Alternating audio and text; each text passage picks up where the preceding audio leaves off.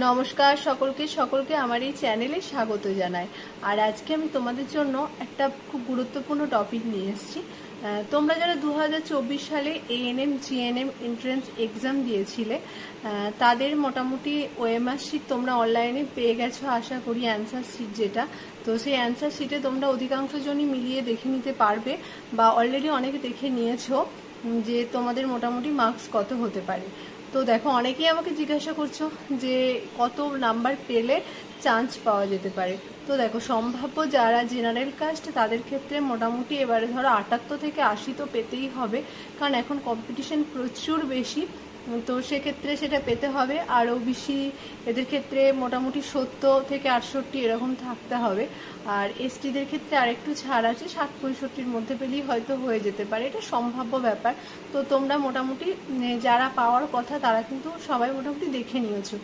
আর এটা শোনা যাচ্ছে যে সেপ্টেম্বরের দ্বিতীয় সপ্তাহ করে কিন্তু ফাইনাল যে রেজাল্ট এএনএম জিএনএম পরীক্ষা সেটা বেরিয়ে যাবে।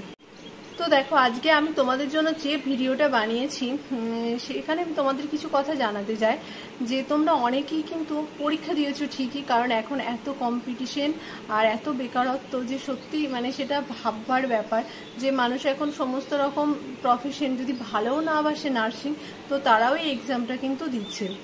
এবার দেখো, তোমরা অনেকেই জানো না যে এএনএমটা আসলে কি আর জিএনএমটা আসলে কি, মানে এএনএম চাকরি পেলে কি করতে হয়, জিএনএম চাকরি পেলে কি করতে হয়, কিন্তু এক্সাম কিন্তু একটাই। আর তোমরা তো জানো আমি হচ্ছি হেলথ অ্যাসিস্ট্যান্ট ফিমেল, মানে আমি এএনএম জব করি।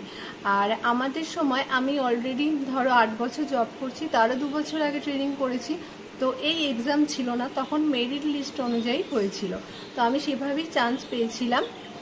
আর তারপর আমার 8 বছর জার্নি কেটে গেল চাকরির। তো সেখান থেকে আমি তোমাদের আমার অভিজ্ঞতা শেয়ার করছি যে অনেকেই মানে বুঝতেই পারো না যে এএনএম করবে না জিএনএম করবে। তো দেখো, এই এক্সামে পাশ করার পর তোমাদের সামনে কিন্তু এটা একটা বড় চ্যালেঞ্জ হয়ে দাঁড়ায়। যারা জানো ব্যাপারটা তাদের পক্ষে ঠিক আছে, কিন্তু অনেকেই বুঝতে না পেরে কোনটাই যাব না ভেবে অনেক সময় হয়তো কেউ এএনএমে চলে গেলে বা কেউ জিএনএমে চলে গেলে হয়তো তোমরা সেটা চাইছিলে না, এরকম একটা ভ্রান্ত ব্যাপার একটা ঘটে। তো আমি তোমাদেরকে বলবো তোমরা আগে ভালো করে দুটো ব্যাপার একটু ক্লিয়ার করে নেবে নিজেদের কাছে। তো চান্স পাওয়ার পর, কারণ কাউন্সিলিং তো তোমাদের হবে, তো কাউন্সিলিংয়ে তোমাদের সেটা কিন্তু বলতে হবে তোমরা কোনটা চুজ করতে চাইছো। তো অলরেডি আগে থেকে সেটার জন্য তোমরা কিন্তু প্রিপেয়ার হয়ে যেও। দেখো, এটা নার্সিং প্রফেশন, সবাই যে ভালোবেসে আসে সেটা কিন্তু না। অনেকেই চায় যে একটা তাড়াতাড়ি একটা মানে জব পেতে চাইছে, যেহেতু এটা গভর্নমেন্ট জব, তো অনেকে এই ভেবেও কিন্তু আসে। তো সেই জন্য একটু ধারণাটা ক্লিয়ার থাকা দরকার, যাতে তোমাদের পরে না আফসোস করতে হয়। তো আমি তোমাদের একটা কথা বলি, দেখো যারা ভাবছো যে মানে খুব তাড়াতাড়ি আমি জব পেতে চাইছি খুব তাড়াতাড়ির মধ্যে, আর যাদের ধরো পারিবারিক অবস্থা খুব বেশি ভালো না, তাদের জবের খুব দরকার বা অনেকটা এজ হয়ে গিয়েছে, তারা সবসময় অবশ্যই এএনএম চুজ করাটা সবসময়ের জন্য বেটার। আর যাদের ক্ষেত্রে ধরো বয়সটা একটু কম আছে বা চাকরি এখন অত তাড়া নেই পাওয়ার, তো তাদের ক্ষেত্রে জিএনএমটা বেটার। কেন এটা বলছি আমি সেটা তোমাদের ক্লিয়ার করছি। কারণ দেখো, তোমরা যদি এএনএম ট্রেনিং করো তাহলে কিন্তু খুব তাড়াতাড়ি তোমরা জব পাবে, কারণ এএনএম ট্রেনিং 2 বছরের হয়। 2 বছর করার পর মোটামুটি 2-3 মাসের মধ্যেই ট্রেনিং শেষে তোমরা জব পাবে, কোনো বেকারত্বের মানে বুঝবে না বা কোনো প্রাইভেটে জব করতে হবে না। যেরকম পরিমাণে মানে সিট থাকে, এবার হয়তো সিট সংখ্যা যদি এবারে বাড়ায় তোমাদের কিন্তু কাট অফ মার্কস আরও কমতে পারে, কিন্তু সিট সংখ্যা এখনও অরিজিনাল কিছু বলেনি। আর তোমরা চান্স পাওয়ার পরে সেটা কিন্তু যেটা নেবে সেটাই কিন্তু করতে হবে। কারণ আমাদের সময় আমি একটা অভিজ্ঞতা তোমাদের শেয়ার করছি, আমাদের ব্যাচে অনেকে না বুঝে চলে গিয়েছিল এএনএম। তো যে এএনএম পেয়েছিল সে কিন্তু মেরিট লিস্ট অনুযায়ী জিএনএমও চান্স পেয়েছিল। তো এরকম আমাদের ব্যাচেই 2 জন ছিল যারা এএনএম ট্রেনিং 1 বছর করার পর পুনরায় আবার জিএনএমে গিয়েছিল, কারণ তাদের জিএনএমটাই নাকি বেটার লেগেছিল।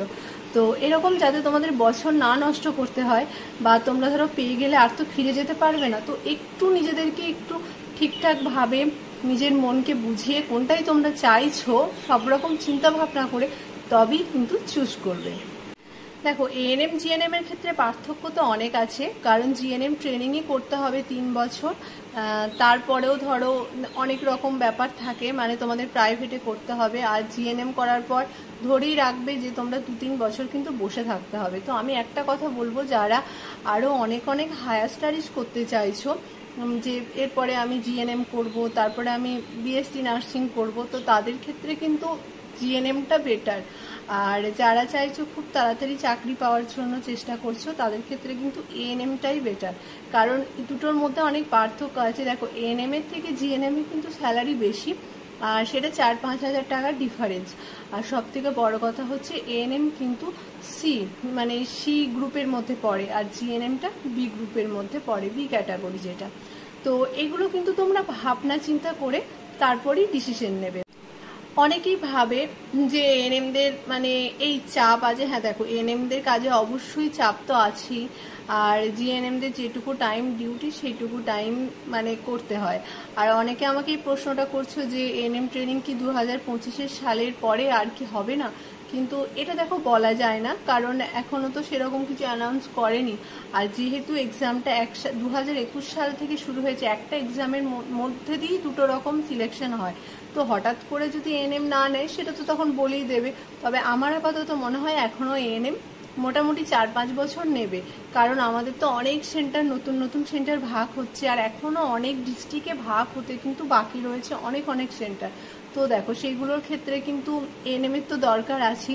তো মোটামুটি সামনের আরও 4-5 বছর আশা করা যায় যে এএনএম নেওয়ার প্রসেস চলবে। আর জিএনএম তো প্রত্যেক বছরই নেওয়া হয়, কারণ একটা হসপিটালে প্রচুর স্টাফ নার্সের প্রয়োজন হয়, তো সেক্ষেত্রে জিএনএম তো না নেওয়ার কোনো প্রশ্নই ওঠে না। এটা আমি অনেকে জিজ্ঞাসা করেছো, তাই তোমাদেরকে আমি এখানে ক্লিয়ার করে দিলাম। আর অনেকেই বলো যে জিএনএম হ্যাঁ জিএনএম ঠিকই প্রাইভেট থেকে করলেও কিন্তু সরকারিতেই পাওয়া যায়, কিন্তু বারবারই আমি এটা বলছি সময় সাপেক্ষ। আর এখন জিএনএম করে মোটামুটি সরকারিতে না পেলেও কন্ট্রাকচুয়াল যে সিএইচওগুলো নেওয়া হচ্ছে সেগুলো কিন্তু জিএনএম থেকেই নেওয়া হচ্ছে। তো এই রাস্তাগুলো তোমাদের জন্য খোলা আছে। আর যারা ভাবছো যে এএনএম করবে, যাদের আমি সবসময় বলছি যাদের একটু এজটা বেশি, তারা যদি চান্স পাও কাউন্সিলিংয়ে, অবশ্যই তারা এএনএম এর জন্যই চুজ করবে, কারণ তোমরা অল্প দিনে চাকরিটা পেতে পারো। আর সব থেকে এএনএম এর বড় কথা হচ্ছে যে তোমরা বাড়ির কাছে থেকে কিন্তু চাকরি করতে পারবে। হ্যাঁ প্রথমেই হয়তো তোমরা সবাই বাড়ির কাছে পোস্টিং পাবে না, কিন্তু দেখো 3 বছর পরে সবাই কিন্তু ট্রান্সফার পেয়েই যায় নিজের বাড়ির কাছে এরিয়াতে, তো তোমরা সেক্ষেত্রে কিন্তু বাড়ির কাছেই থেকে করতে পারবে, এটা কিন্তু একটা পজিটিভ দিক। আর জিএনএম ক্ষেত্রে কিন্তু হসপিটাল কোয়ার্টারে মোটামুটি ধরো থাকতেই হবে, এটা ভেবেই নিও, সেই ভেবে তোমাদের এগোনোটাই ভালো। আর ডিউটি আওয়ার্সের ক্ষেত্রে দেখো এএনএম এর ক্ষেত্রে কিন্তু 9টা থেকে 3টে, আর জিএনএম এর ক্ষেত্রে কিন্তু শিফটিং ডিউটি, মর্নিং ইভিনিং আর নাইট শিফটে ডিউটি, তো এটা একটু মাথায় রাখবে। তবে আমি এটা বারবারই বলছি, যাদের হায়ার স্টাডিজ করার ইচ্ছা তাদের ক্ষেত্রে জিএনএম চুজ করাটাই বেটার, কারণ এএনএম এর ক্ষেত্রে এখনো পর্যন্ত কোনো হায়ার স্টাডিজের কিন্তু সুযোগ আসেনি। এটা কিন্তু মানে খুব ব্যাড লাক আমাদের জন্য যে আমাদের ক্ষেত্রে কোনো হায়ার স্টাডিজের সুযোগ নেই, কিন্তু আমরা আশা করি যে ভবিষ্যতে নিশ্চয়ই আমাদের জন্য কিছু না কিছু উপায় বেরোবে হায়ার স্টাডিজের জন্য। তো এক্ষেত্রে ধরো জিএনএম সেদিক থেকে অনেকটাই বেটার। আর যাদের মনে হয় যে আরও বেশি মাইনে চাকরি করবে, তাদের ক্ষেত্রে তো অবশ্যই জিএনএম ভালো, এটা তো মানে স্বীকার করতেই হয়।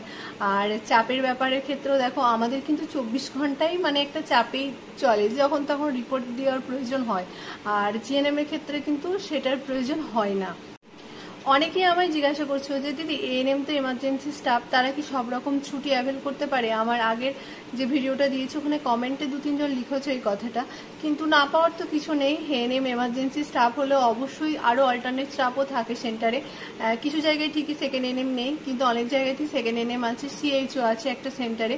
তো অল্টারনেট স্টাফ থাকার জন্য ছুটি না পাওয়ার কিছুই নেই। এমার্জেন্সি সমস্ত স্টাফ হলেও তারা কিন্তু ছুটি অ্যাভেল করে, আর আমরা ইএলও পাই, সিএল পাই, আর ছুটির দিনে ডিউটি করলে সেটা পরবর্তী ক্ষেত্রে কিন্তু সিসিএল হিসাবে পায়। আর হ্যাঁ আমাদের ডিউটি সোম থেকে শনি, রবিবার কিন্তু আমাদের ছুটি থাকে। এটা হচ্ছে এএনএমদের ডিউটি প্যাটার্ন। আর জিএনএমদের ক্ষেত্রে তো তোমরা জানো কিভাবে রোস্টার অনুযায়ী তাদের ডিউটি হয়, এটা হচ্ছে এএনএম আর জিএনএম এর মধ্যে পার্থক্য। তো দেখো যারা এবারে এক্সাম দিয়েছো তারা খুব ভালো করে ভেবে চিনতে নিও যে তোমরা কোনটাকে চুজ করতে চাও, যে এএনএম নাকি জিএনএম। এবার তারপরই তোমরা কিন্তু সিলেক্ট করো যে কোনটা তোমরা চাইছো, কারণ নিজের মন থেকে যেটা ভালোবেসে করতে চাইবে সেটাই সবসময় বেটার। তো অনেকেই এএনএমদেরকে ছোট করে যে না এএনএম, কিন্তু আমার এই প্রফেশনটাকে যথেষ্ট ভালো লাগে। আমি এএনএমে আছি বলে, আমি জিএনএমে যাইনি বলে আমার কিন্তু কখনো আফসোস হয় না। কারণ আমি যে সালে পাশ করেছি বা ট্রেনিংয়ে গিয়েছি তখন কিন্তু আমি এই নাম্বারে জিএনএমেও চান্স পেয়ে যেতাম। তখন এএনএমের জন্য বেশি নাম্বারের প্রয়োজন ছিল, জিএনএমে কিন্তু কম নাম্বার প্রয়োজন ছিল। যাই হোক, একটা ব্যাপার হচ্ছে কি জিএনএমদের ক্ষেত্রে অনেক অনেক হায়ার স্টাডিজের সুযোগ। এবার সবাই তো ধরো সবটা পছন্দ করে না, কেউ কেউ চায় একটা মোটামুটি গভর্নমেন্ট সার্ভিস করতে, আর সে সেভাবে ভাবতে পারে। আর কেউ কেউ চায় যে না আরও অনেক অনেক দূর অবধি পড়াশোনা করতে যায়, আরও উঁচু পোস্টে যেতে চায়। তো যার যেটা চিন্তাধারা সেভাবেই কিন্তু তাকে এগিয়ে যেতে হবে। তো আমি আমার ছোট বোনদের জন্য বলবো বারবার যে তোমরা যখন চান্স পাওয়ার পর কাউন্সিলিংয়ে যাওয়ার আগে ভালো করে এএনএম কি করতে হয় আর জিএনএম এ কি করতে হয় একটু বুঝে যাবে।